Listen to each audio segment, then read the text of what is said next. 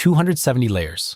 That is what sits on a shipping wafer coming out of YMTC's fabs today, up from 160, a gap of 110 layers closed, without a single extreme ultraviolet lithography tool from the West, and without access to the advanced foreign equipment that the export controls were written to deny. The restriction meant to hold that number at 160 is the same restriction that drove the architecture capable of reaching 270.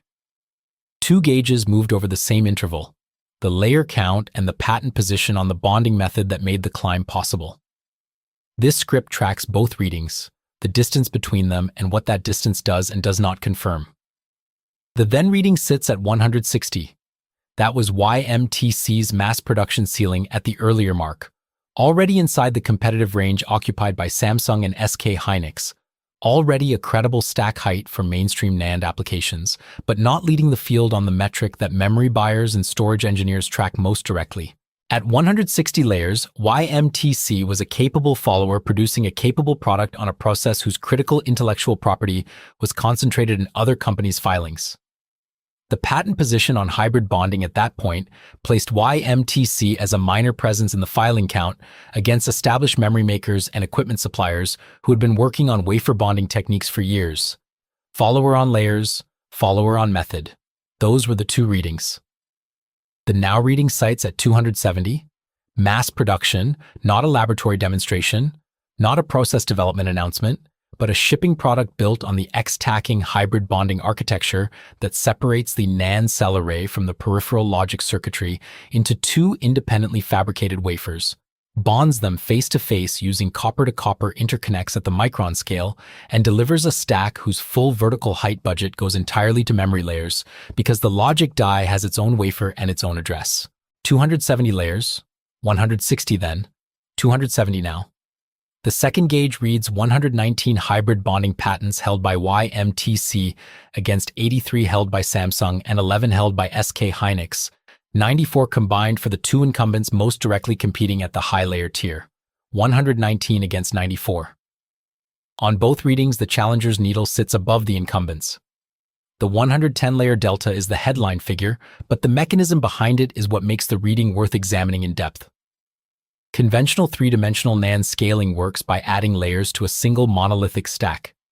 Every layer added to that stack requires tighter lithographic control and higher purity deposition chemistry across an increasingly tall structure. At high layer counts, the stress accumulated across hundreds of thin films begins to affect yield. The peripheral logic circuitry, the transistors that manage read and write operations, occupies vertical space inside the same stack, consuming height budget that could otherwise go to memory cells. The conventional path forward runs through thinner process nodes, more advanced equipment, and foreign lithography tools that, after the export controls tightened, YMTC could no longer access on its earlier development timeline. The Xtacking architecture does not solve those problems by solving the equipment problem. It solves them by eliminating the structural conditions that made the equipment necessary.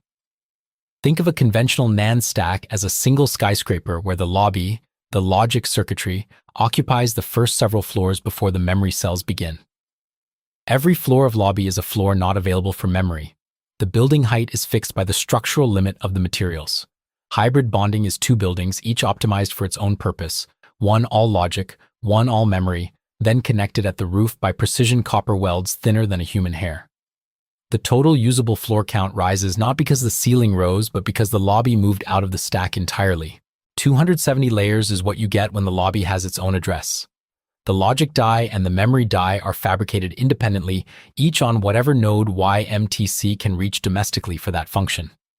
The layer count rises not because the lithography improved across the whole stack, but because the bonding yield improved. That is a materially different kind of progress. It does not show up in process node announcements. It shows up in the layer count on a shipping wafer and in the patent filings that document the solved problems along the way. The patent position is the second gauge, and it tells a different story than the layer count alone. A layer count tells you where a manufacturer stands in production today. A patent position tells you where the engineering effort was concentrated and which entity is shaping the direction the whole industry must move. Hybrid bonding is not a feature added on top of existing NAND architecture. It is the structural replacement for through silicon via stacking once via resistance and lateral pitch limits become yield problems at high layer counts. Every manufacturer that wants to run past the via limited ceiling needs a hybrid bonding process.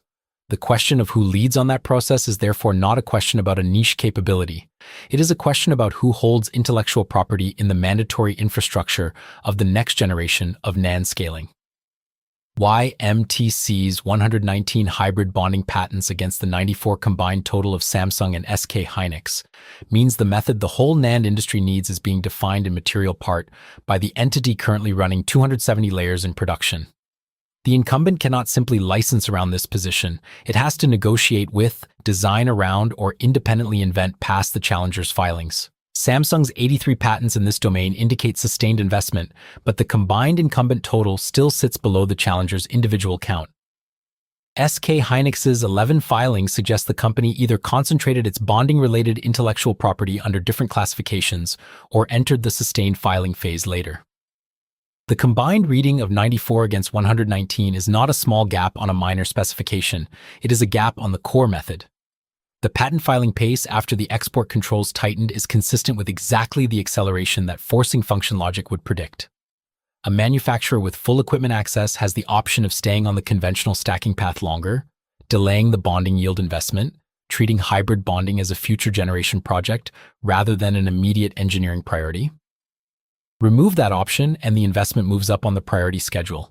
YMTC had already been developing the Xtacking approach before the restrictions tightened, but the commitment to making it the primary scaling path and the engineering intensity that generates patent filings is consistent with a program that found its conventional alternative foreclosed.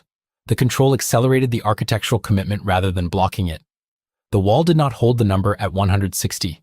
It specified which method got the resources that moved it to 270. The two gauges moved in tandem, and that is not coincidence. The same engineering program that raised the layer count generated the patent filings, because the bonding yield improvements that make 270 layers manufacturable require process innovations that get filed. Alignment tolerances at the copper bonding interface, thermal management across two bonded wafers with different thermal histories, the electrical characterization of the bonding interface across production volumes, the defect modes specific to face-to-face bonding at the precision required for a high-layer memory product, each of these is a class of engineering problem that generates intellectual property when solved. The patent filings are the documented residue of solved yield problems. Counting them is an indirect method of counting solved problems. The fact that YMTC's count exceeds the incumbent's combined count means either YMTC solved more problems in this domain or solved them more recently enough that the filings are fresher in the active database, or both. The layer count on the shipping wafer is the proof that at least some of those solved problems are real and reproducible at production volume. Before accepting those readings as a complete picture, three sources of potential error deserve direct statement. The first is the gap between claim and independent proof. The 270-layer figure is a company production claim. Independent verification of layer counts requires destructive cross-section analysis of actual shipping product, and that analysis by third-party semiconductor research firms has not been publicly confirmed at this generation's specification. The layer count is credible given the demonstrated Xtacking trajectory and consistent with what the architecture can achieve, but it remains a company-stated number until a teardown confirms it. A reading that relies on the producer's own gauge carries a known instrument bias. The patent counts are analyst-compiled estimates from patent database tracking, not official registry totals, and should be treated as close approximations rather than precise figures. Both readings are real gauges measuring real values. Neither reading is yet fully externally verified. The second source of error is the yield and cost unknown. A layer count in mass production does not specify the yield rate at that count. Hybrid bonding at the alignment tolerances required for 270 layers is a precision operation where small misalignment rates compound across the bonding interface. A manufacturer can be in mass production at a given layer count while running yield numbers that make per gigabyte cost uncompetitive against a rival producing fewer layers at higher yield. The patent count does not help resolve this. Patents document solved problems, not production economics. Until cost per gigabyte data is independently available, the layer and patent readings are necessary but not sufficient evidence of market competitive output. The third is the node gap that hybrid bonding does not close. Xtacking separates memory and logic fabrication, but it does not equalize the node quality of the logic die. The peripheral logic in a Samsung or SK Hynix stack can draw on more advanced process nodes, which affects read-write speed, power consumption, and the interface bandwidth between the two bonded wafers. A 270-layer stack whose logic die runs on a materially older node than a competitor's logic die may produce a product that leads on layer count, but trails on the performance metrics that determine whether enterprise storage buyers, high-bandwidth memory applications, and the storage infrastructure for artificial intelligence training workloads actually shift procurement. The metric tracked here is layers and patents. It does not measure interface speed or power envelope, and those specifications matter to the buyers who set the volume orders. The instrument that reports 270 layers and 119 patents is reading real values on real gauges. The margin of error is not in the readings. It is in what those readings do and do not predict about cost, yield, and end market competitiveness. The delta is confirmed. Whether it translates to market share displacement or remains a technical proof of concept at scale is the next measurement, and that data does not yet exist. Two gauges moved in the same direction over the same interval. The layer count went from 160 to 270 in mass production. The hybrid bonding patent position went from trailing to leading against the two incumbents combined. Those are not projections. They are dated readings on metrics that existed before the restriction and continued moving after it. The restriction changed the path, not the direction of the needle. YMTC did not access the process the leaders had built. It filed 119 patents on the process the leaders now need to keep scaling. The wall did not hold the number. It defined which architectural method received the investment, and that method is now the one the whole industry requires to move past the conventional stacking limit. 160 then, 270 now. The distance between those two numbers is the story. The next readings to place in your calendar. Does YMTC announce a production generation crossing 300 layers within the next 2 years? And when Samsung's own hybrid bonding roadmap advances to mass production at scale, does its total filing count in this domain cross 119? Or does it remain below the number the challenger already holds?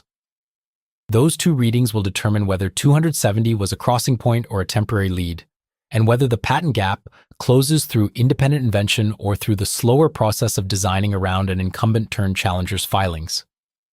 If you want to be at the instrument when those numbers arrive, subscribe and turn on notifications, because either reading, whenever it comes, will tell you something the current data cannot.